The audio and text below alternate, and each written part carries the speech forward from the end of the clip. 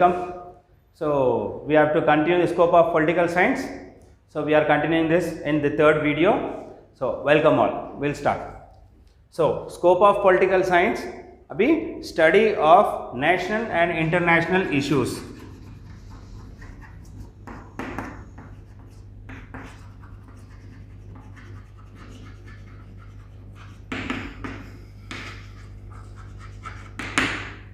सो scope में देखो political science में क्या हो रहा, स्कोप में नेशनल इश्यूज क्या है और इंटरनेशनल इश्यूज क्या है डिस्कस कर रहा। इसमें इश्यूज का मतलब क्या है, issues is nothing but problems.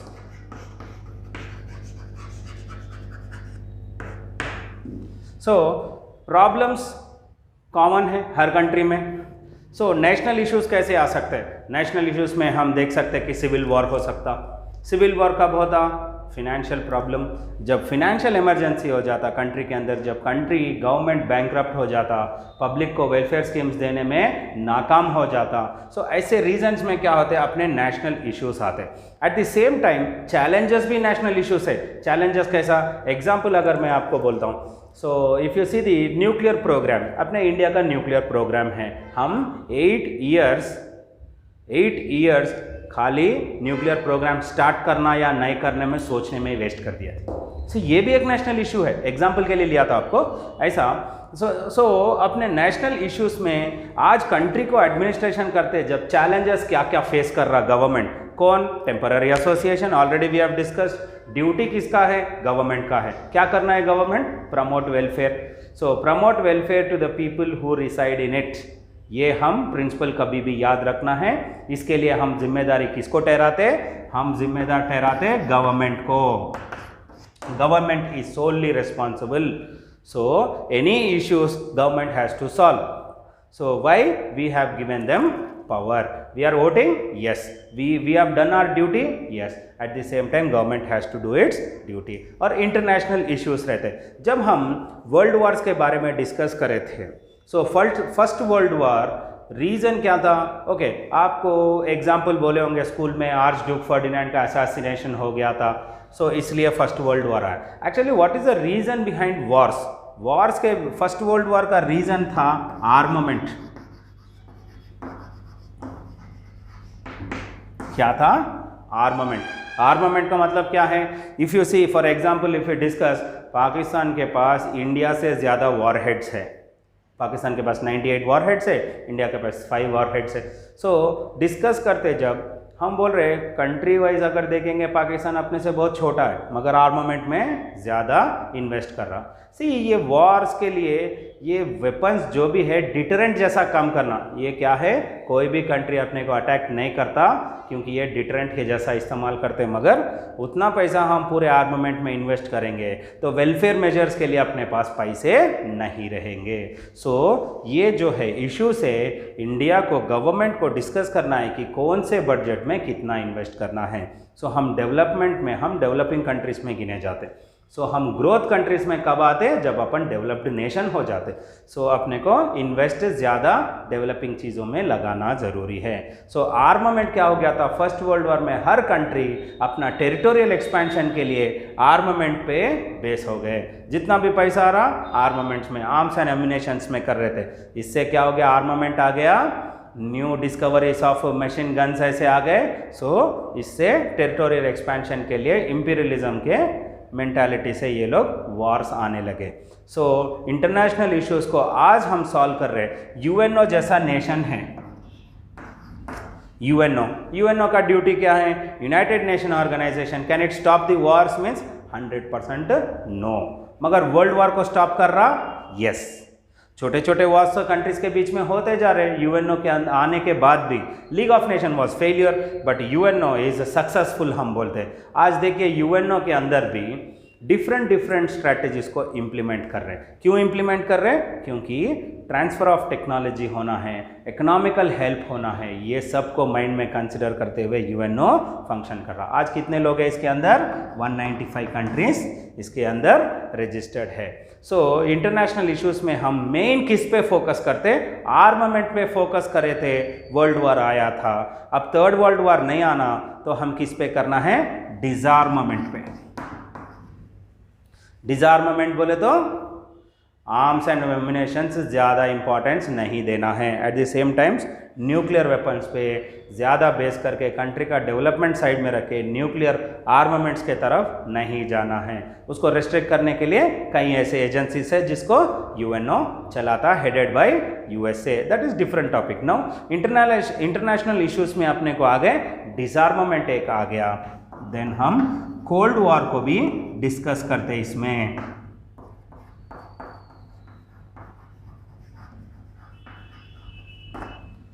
Cold Wars को भी डिस्कस करते हैं। कोल्ड वॉर एग्जाम्पल क्या है, यूएसएसआर के ऊपर यूएसए करा था।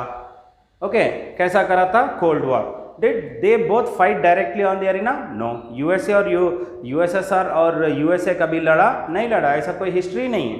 क्यों? ये लोग क्या कर रहे थे? कोल्ड वॉर कर रहे थे। अमेरिका क्या करा? कोल्ड वॉर करा था। कोल्ड वॉर का मतलब क्या है? एक different strategy of waging a war. कैसा? सीन में नहीं दिखना मगर वॉर उनके ऊपर वेज कराना। सो प्रॉक्सी वॉर भी है।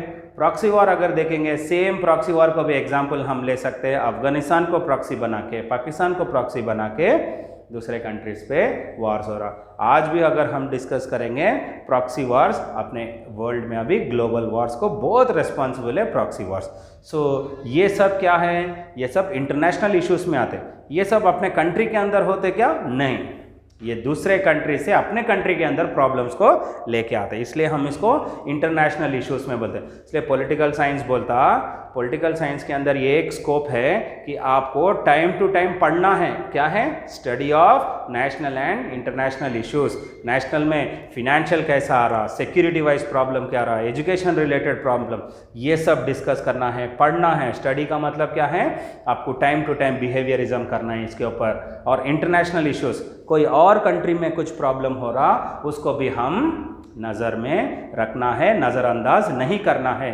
अपना भी इसके ऊपर जो बोलना चाह रहे हम, अपना पॉइंट ऑफ व्यू क्या है, ये भी डिस्कस करना है। एग्जाम्पल, हाल में एग्जाम्पल हम देखे थे इजराइल और गाज़ा के बीच में, पैलेस्टीन एंड इजराइल के बारे में लड़ाई झगड़ा हो रहा था। सो उसमें भी इंडिया का एक स्टैंड था। सो इंडिया का स्टैंड क्या था? It was on the neutral base.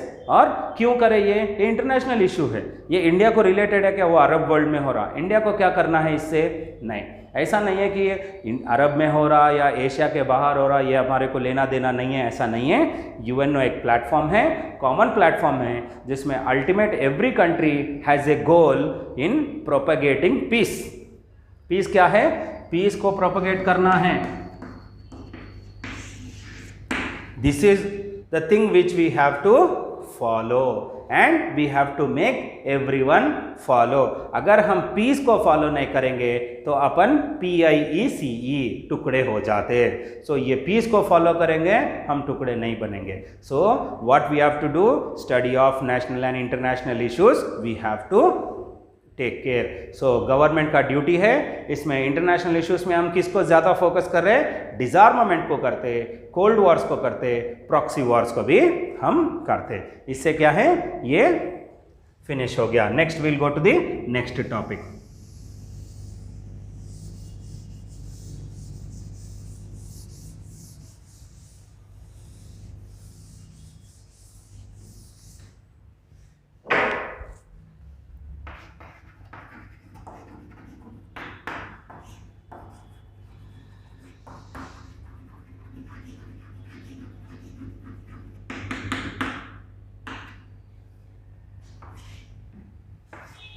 Now, what is the next scope which we have to discuss? Study of rights and responsibilities. Now, rights. Rights की बात करते हक। What is rights? Rights क्या है? कौन से कंट्री में मिलता? Can you expect these rights in kingdoms? No. Why? Rights क्या है? डेमोक्रेसी का प्रिंसिपल है। What is democracy? Democracy 2 word से बनाए, देखो, डिमोस और क्रेशिया। क्रेशियो भी बोल सकते हैं, क्रसी भी बोल सकते हैं, क्रेटोस भी बोल सकते हैं। सो ये लैटिन वर्ड्स है, डिमोस प्लस क्रेटोस। डिमोस क्या है? डिमोस बोले तो पीपल है, क्रेटोस बोले तो रूल है। That is the rule made by the people for the people is democracy. इसका मतलब क्या है? डेमोक्रेसी कैसा रूल है? मैं खुद मेरे लिए बना ले रहा हूँ और मैं अपने आप को उसके अंदर फिट कर ले रहा हूँ। इसका मतलब क्या है? जो भी रूल पब्लिक के खिलाफ है उसको हम डेमोक्रेसी नहीं बोलते, उसको हिपोक्रेसी बोलते। सो डेमोक्रेसी को क्या है बोल रहे हैं हम? The rule created by the people for the people by the people. Okay, they are happy with that rule, so उसको हम डेमोक्रेसी बोलते हैं। डेमोक्रेसी के अंदर अपने को राइट्स मिल रहा। राइट्स कैसे राइट्स मिल रहे हैं अपने को? सो सिंपली राइट्स के बारे में हम डेप्थ नहीं जाएंगे, इसका एक सेपरेट चैप्टर है, राइट्स का एक डिफरेंट चैप्टर है, वो चैप्टर में हम बहुत डेप्थ में जाएंगे। मगर एक एरियल व्यू देखेंगे। एरियल व्यू का मतलब क्या है? एक ईगल कैसा देखता है ऊपर से नीचे, ऐसा हम एरियल व्यू देखेंगे। राइट्स में क्या क्या राइट्स है अपने पास।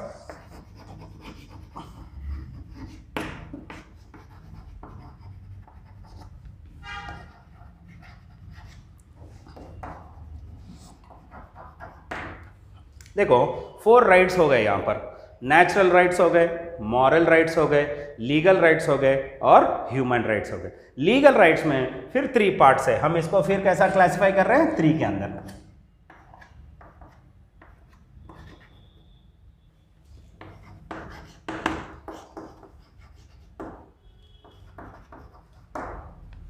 सो फर्स्ट बोले हम नेचुरल राइट्स, सेकंड बोल रहे हैं हम मॉरल राइट्स, थर्ड बोल रहे हैं हम लीगल राइट्स, फोर्थ बोल रहे हैं हम ह्यूमन राइट्स। ये लीगल राइट्स के अंदर और 3 राइट्स आ गए, जिसमें आ गया सिविल राइट्स, सेकंड आ गया पॉलिटिकल राइट्स, थर्ड आ गया इकोनॉमिकल राइट्स। सो इसको लीगल राइट्स हम क्यों बोल रहे हैं? सो लीगल राइट्स को 100% जुडिशियरी का सपोर्ट है। ओके, लीगल राइट्स में क्या है? 100% आपको जुडिशियरी का सपोर्ट है। फिर मॉरल राइट्स को है क्या बोले तो? Moral rights are like a statutory rights. Statutory rights में क्या है आप फॉलो करना है, इट इज नॉट पनिशेबल, ये पनिशेबल में नहीं आता। मगर लीगल राइट्स को आप फॉलो नहीं करेंगे तो 100% you will be imposed with penalty और यू विल बी कन्विक्टेड और बोथ, कुछ भी हो सकता। लाइक देन ह्यूमन राइट्स, ये देखो 1 2 3, ये तीनों को एक टेरिटोरियल लिमिट है, एक टेरिटोरियल लिमिट है। ये तीनों को, कौन से तीनों को? Natural right, moral right, legal right. जब भी मैं कंट्री के अंदर बात करूं, whenever I speak about rights in my country, I can speak only about my territory when it comes to these 3 things. What are those 3 things? Natural right, moral right and legal right. Can I speak on human rights means yes, I can speak on human rights, but it is not my territorial limit. And in human rights, I don't have territorial limit also. I can speak about other countries' human rights also. I can advise them something, but I cannot force them to do so. हम force नहीं कर सकते इनको। हम human rights में क्या है? human rights को territorial limit है क्या? जब आप ये 3 things के बारे में बात कर रहे हैं, इंडिया के अंदर ही हम पूरा बात कर सकते हैं। human rights क्या है? human rights इंडिया के बाहर के लोगों के लिए भी हम सजेस्ट कर सकते हैं और उसको ह्यूमन और इनह्यूमन हम उसके ऊपर चर्चा कर सकते हैं। We can justify this statement also what is happening. So ये है एग्जाम्पल। अभी बोला था ना लास्ट टॉपिक में इजराइल और गाजा का, उसमें भी हम ह्यूमनिस्टिक व्यू से ही देखे, हम ह्यूमनिज्म, ह्यूमनिटेरियन प्रिंसिपल्स को माइंड में रखते ही हम उनको एडवाइस करे थे। तो वो लोग अपने एडवाइस लिए या नहीं लिए, दैट इज सेकेंडरी ऑप्शन। मगर हम अपना एडवाइस तो दिए, gentle advice, yes we have given, that is the thing here. This is about the rights. जब भी आपको कोई राइट्स इसमें नहीं मिलता, सो आपको जुडिशरी को आप अप्रोच कर सकते हैं। इसका मतलब क्या है? डेमोक्रेटिक कंट्रीज में when ever you don't get your rights, you can approach for your rights. Excuse me,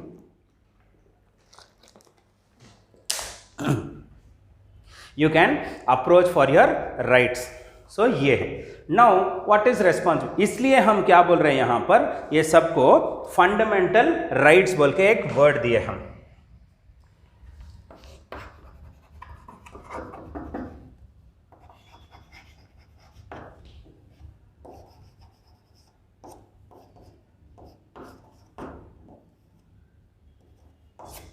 ये फंडामेंटल राइट्स, ये फंडामेंटल राइट्स हम कौन से कंट्री के कॉन्स्टिट्यूशन से अपने कॉन्स्टिट्यूशन के अंदर लिए? तो अमेरिका का है, यूएसए कॉन्स्टिट्यूशन का है। ये फंडामेंटल राइट्स जो है बहुत रिजिड है। इसको फंडामेंटल राइट्स को आप अमेंड कर सकते हैं क्या?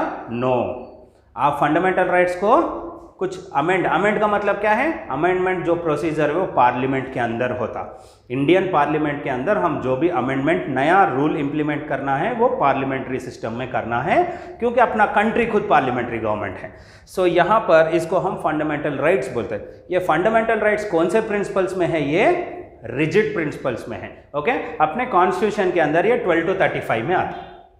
ओके, ये कौन से प्रिंसिपल्स में है, इसके आर्टिकल नंबर्स क्या है बोले तो कॉन्स्टिट्यूशन के अंदर 12 to 35 के बीच में रहते। नाउ आ गया अपना responsibilities.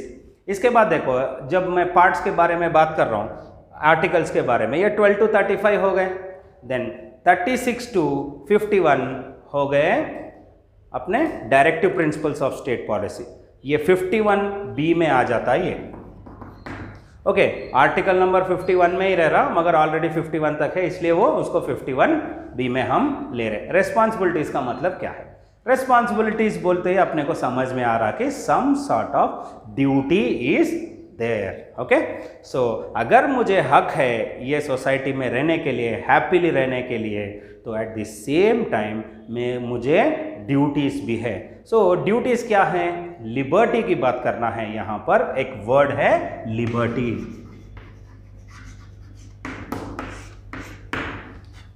Liberty, what is liberty if I ask, simple terms में इसका भी एक चैप्टर है, उसमें भी हम डेप्थ में जाएंगे।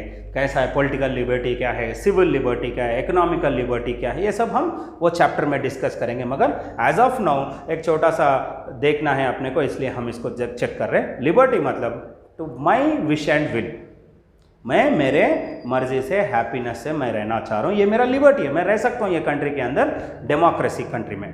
सो डेमोक्रेटिक कंट्री में ये अलाउड है। Liberty is the first principle. So liberty है, liberty is guarded by the judiciary means no. अगर मुझे मेरा लिबर्टी नहीं मिल रहा तो मैं क्या करता हूँ, मेरे राइट्स का एप्लीकेशन करता हूँ। सो मेरा राइट्स मुझे जब नहीं मिलता, मैं जुडिशियरी डिपार्टमेंट को अप्रोच करता हूँ। जुडिशियरी डिपार्टमेंट को मैं अप्रोच करता हूँ कि सर मुझे मेरा राइट्स नहीं मिल रहा, I am not getting my rights. So what is your responsibility means, when you have right to approach the judiciary department to get your rights, at the same time you have responsibility to not to disturb others liberty। आपको liberty का मतलब ये है, आप अपने हिसाब से खुश रह सकते हैं, eight the same time you can not disturb others responsibility, others liberty. So that is your responsibility. Responsibility is nothing but duties. And यहाँ पर और एक बात भी आपको जानकारी लेना है, यहाँ पर फंडामेंटल राइट्स जैसा एक टर्मिनोलॉजी है, इसको ऐसा ही फंडामेंटल ड्यूटीज भी बोलते हैं इसको।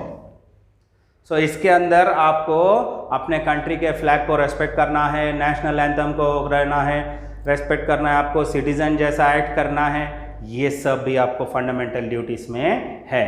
Okay, so next will see study of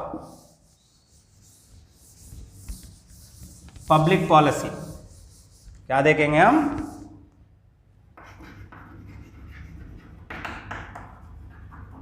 public policy and study of power. Will finish in 2 minutes। ये बहुत छोटा टॉपिक है जिससे अपना पॉलिटिकल साइंस का स्कोप खत्म हो जाए। Study of public policy, already हम एसोसिएशन के बारे में डिस्कस करे थे।